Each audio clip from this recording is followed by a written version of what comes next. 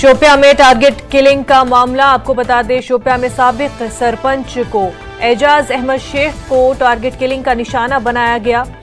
शोपियां में target killing का ये मामला पेश आया है।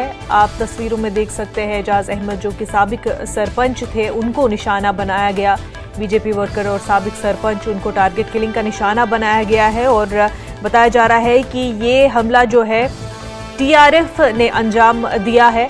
शोपियां में जो ये टारगेट किलिंग का मामला पेश आया है, माना जा रहा है कि टीआरएफ ने ये हमला किया है और इस हवाले से लगातार प्रोटेस्ट भी हो रहा है। श्रीनगर में हमने इससे पहले देखा कि बीजेपी की तरफ से प्रोटेस्ट किया जा रहा था, इस हमले की मजम्मत की जा रही थी। अल्ताफ ठाकुर इस प्रोटेस्ट में शामिल थे। बीजेपी की तरफ से ये जो प्रोटेस्ट किया जा रहा था उनका कहना था कि वो डीसी शोपियां को इस हमले का जिम्मेदार मानते हैं, क्योंकि ये कहा जा रहा है कि इस हमले के कहीं ना कहीं इनपुट्स जो है पहले से थे, लेकिन उसके बावजूद जो है एजाज अहमद पर यह हमला होता है। वो इस टारगेट किलिंग में मारे जाते हैं, साबिक सरपंच है और इसी हवाले से श्रीनगर में बीजेपी ने प्रोटेस्ट किया, एहतजाज किया इस हमले के खिलाफ और उनका यही कहना था कि मासूमों के खिलाफ ये जो कत्ल गारत है ये बंद होनी चाहिए।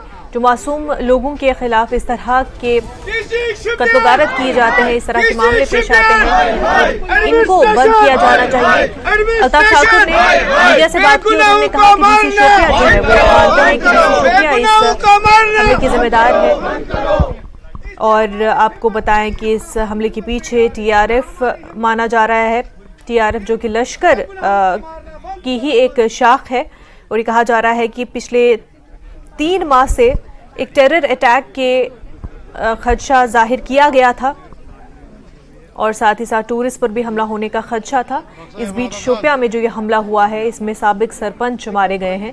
साबिक सरपंच को टारगेट किलिंग का निशाना बनाया गया। अहमद एजाज शेख को इस टारगेट किलिंग में निशाना बनाया गया, जिनकी इस हमले में मौत हो गई और इस हवाले से आज बीजेपी श्रीनगर में एहतजाज भी कर रही है। अल्ताफ ठाकुर भी इस प्रोटेस्ट में शामिल हैं। उन्होंने मीडिया से भी बात की और कहा कि अफसोसनाक वाक़या है, मासूमों की जान लेना, मासूमों का कत्ल गारत ये बिल्कुल भी जायज़ नहीं है और उन्होंने इसकी मजम्मत की है।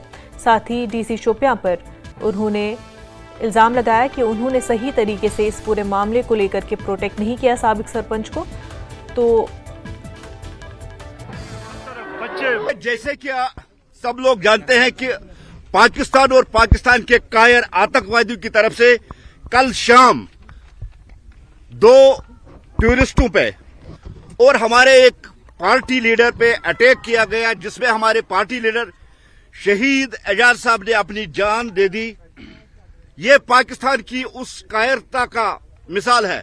जिस तरह से श्रीनगर पार्लियामेंट्री कॉन्स्टिट्यूंसी में रिकॉर्ड तादाद में टर्नआउट हुआ है, उससे पाकिस्तान और पाकिस्तान के दहशतगर्दों को फ्रस्ट्रेशन आई हुई है और कल उन्होंने कायराना हरकत के जरिए यहां वही बाइकॉट वाला माहौल फिर दोबारा कराने की जो कोशिश की है।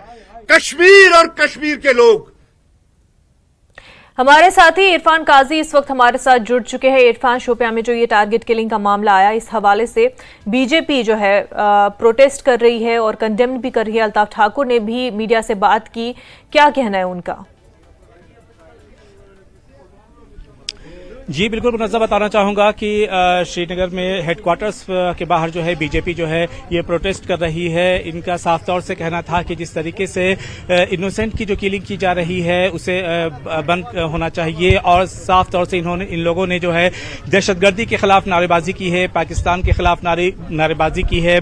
और देखिए इन लोगों की नाराजगी इस बात को लेकर भी है कि इन लोगों ने पहले ही एक अर्जी दी थी डीसी शोपियां को कि एजाज अहमद को जो है वो धमकियां मिल रही हैं, जान से मारने की धमकियां मिल रही हैं। तो डीसी शोपियां को जिस तरीके से इस पूरे मामले पर संज्ञान लेना चाहिए था, इस पूरे मामले पर कार्रवाई करनी चाहिए थी, वो डीसी शोपियां ने नहीं की। और अल्ताफ ठाकुर का साफ तौर से ये कहना था कि अगर एजाज अहमद भट्ट हमारे बीच नहीं है, अगर उनका कत्ल हो गया है तो इसके जिम्मेदार कहीं ना कहीं जो डीसी शोपियां हैं। और उन्होंने कहा है कि हम इस मामले को लेकर के हम प्रोटेस्ट करेंगे और डीसी शोपियां से सवाल करेंगे कि जब हमारी तरफ से से और बीजेपी की तरफ से, बीजेपी की श्रीनगर यूनिट की तरफ से जब ये एप्लीकेशन गई थी वहां पर कि एजाज अहमद को धमकियां मिल रही हैं, तो फिर आखिर उस पर कार्रवाई क्यों नहीं हुई।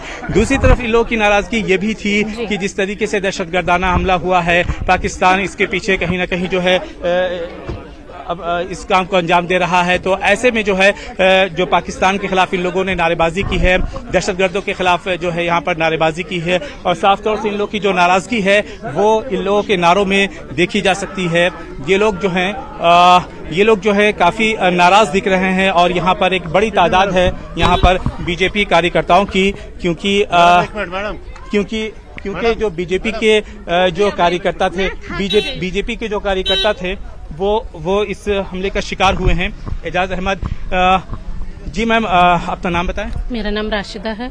जी, तो आज आप इस प्रोटेस्ट में शरीक हुई हैं, क्या कहना है? जी हाँ, मेरा कहना यही है, कल जो कायराना हमला दहशतगर्दों ने किया है हमारे एक वर्कर पे, हमारे एक टूरिस्ट पे, ये उस पे नहीं, उस टूरिस्ट पे नहीं, हम पे है, हमारे कौम पे हुआ है ये हमला, हमारे अपने मुसलमान भाइयों पे हुआ, हमारी कश्मीरियत पे ये हमला हुआ। हम सब जानते हैं यहाँ जब इलेक्शंस हुए सेंट्रल कश्मीर के, बिल्कुल पुरअमन तरीके से यहाँ इलेक्शंस हुए, और उसमें खास तौर यूथ जिनके वोट थे, जो वोटर्स थे, वो उनका बड़ा यहाँ ये रहा कि वो वोट डालने के लिए सबसे पहले निकले। तो यहाँ अमन था। 370 के बाद हमें ये भी पता है, 370 खत्म होने के बाद यहाँ पहला इलेक्शन ये था तो पार्लियामेंट का, तो बहुत अच्छे तरीके से हुआ, बिल्कुल पुरअमन तरीके से हुआ। पाकिस्तान बौखला गया है। पाकिस्तान में आप खुद जानते हैं, हम सब जानते हैं पीओके में इस वक्त क्या हो रहा है, तो वो उनकी भी शायद उनकी बौखलाहट है, ये तो बौखलाहट की वजह है ये। कल जो है बारामूला में वोटिंग होनी है, तो क्या मतलब ये जो हमला हुआ है, क्या एक मैसेज देने की कोशिश है, लोगों में डर का माहौल पैदा करने की कोशिश थी?